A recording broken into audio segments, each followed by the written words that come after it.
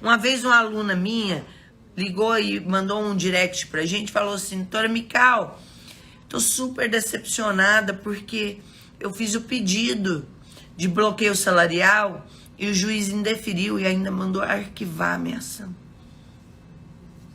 Por que as pessoas ficariam chateadas se elas não analisaram o início dessa ação?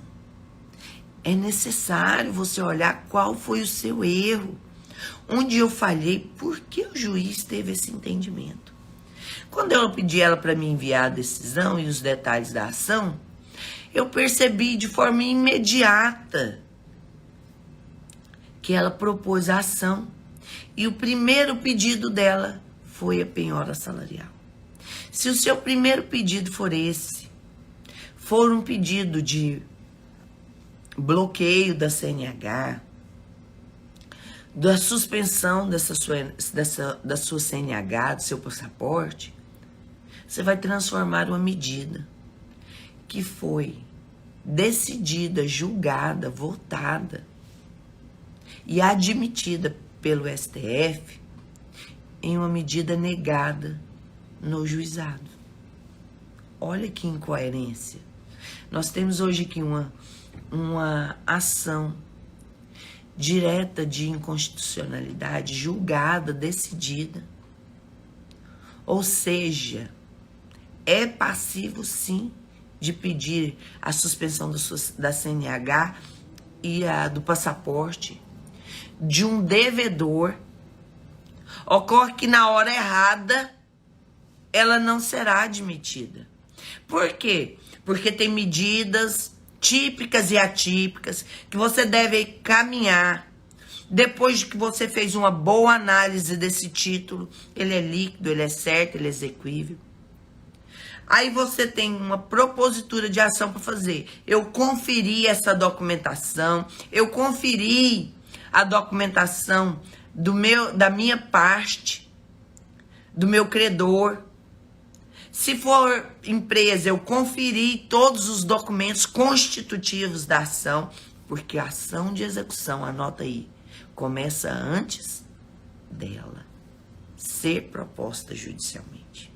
É lá que ela começa, com a boa análise documental, de endereço da parte, porque sem citação é mais difícil.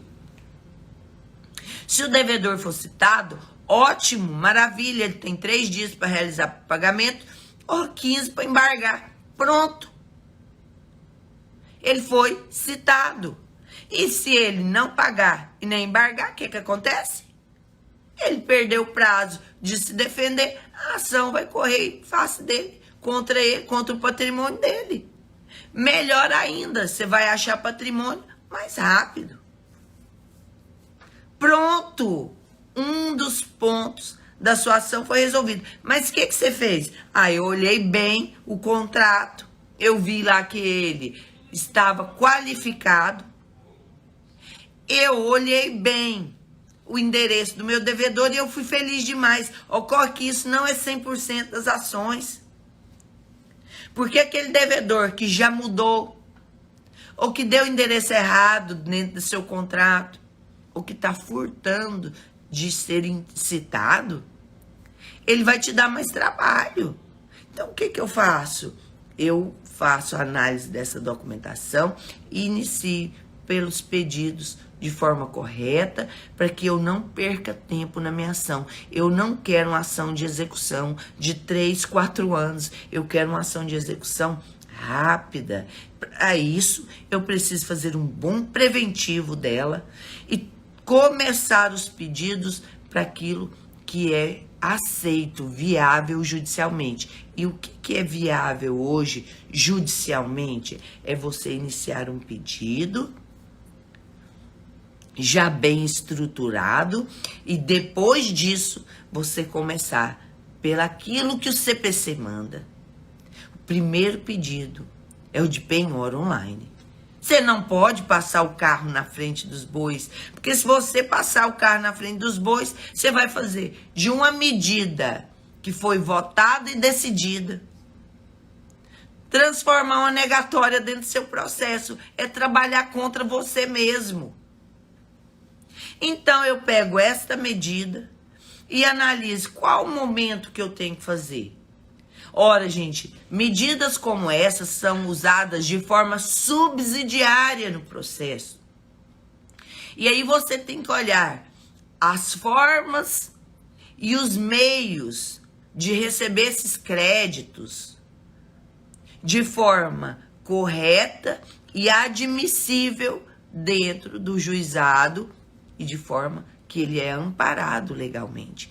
Então, se eu tentei penhora online, se eu tentei Renajude, se eu tentei Infojude, se eu já tentei penhora salarial, que eu já esgotei todos os meus pedidos típicos, legais, aí sim eu vou poder fazer uma peça embasada. E olha, gente, não é petição longa, não é petição que você fica ali a vida inteira lendo. Eu tenho até preguiça de contrarrazoar peça gigante. Ai, aquelas peças ali, ó, que você vai lendo e a pessoa fala e não fala nada, com aqueles termos, sabe, prolixos, uma dificuldade de entender até onde que a pessoa quer chegar. Não, faça peças claras. Lembre que o judiciário está abarrotado de ação e que o juiz, ele não quer mais uma peça extensa, prolixa, não. Ele quer algo bem claro, a peça bem sequinha, que vai direto aonde você precisa atingir, bem fundamentada, mas direta. Medidas de exceção como essas aqui, gente, de suspensão de uma CNH, suspensão de um passaporte, medidas de exceção como essa, elas têm que ser bem embasadas. Ninguém aguenta aquele... A Silvana falando aí, o juiz não aguenta mais essas peças. Não, o judiciário não aceita, não admite esse tipo de peça mais. Não há lugar mais no nosso judiciário para esse tipo de peça. Porque são peças em que tomam mais tempo do juiz. São peças em que você tem mais dificuldade de entender onde você está querendo chegar. Porque eu tenho que ler 10 páginas para chegar lá.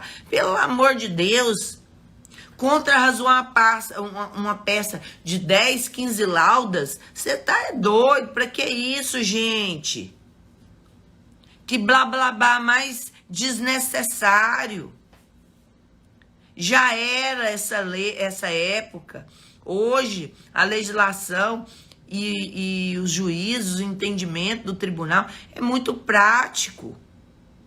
Então, você tem que só caminhar dentro das normas processuais, dos pedidos, judicialmente já que são feitos, começando do início para o meio, depois o fim. Esse tipo de medidas de exceção aqui, você primeiro precisa esgotar todos os outros pedidos e todas as outras alternativas para que haja pagamento deste credor.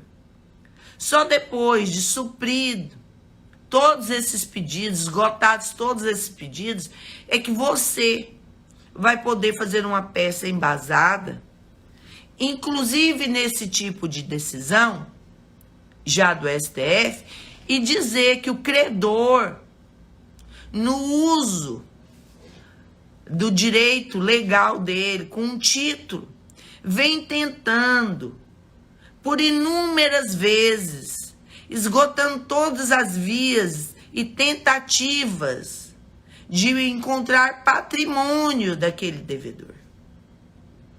Ocorre que este devedor vem fraudando a execução de todas as formas, inviabilizando que seja encontrado patrimônio. E aí a gente tem aí também devedores que agem de má fé mesmo, gente, de forma fraudulenta mesmo. E você vai encontrar. Você vai encontrar devedores que não dão moral para a ação. Vai ignorar e falar, nossa, ação de execução, isso não dá nada não. Justiça, dá nada não. Se preocupar com isso aí não nem tem patrimônio de jeito nenhum, não tem dinheiro. Não, até isso acontecer, isso aí até lá eu pago. Ele pensa assim. Ele não dá nenhum tipo de importância legal, de coercitividade para a justiça encontrar esses patrimônios.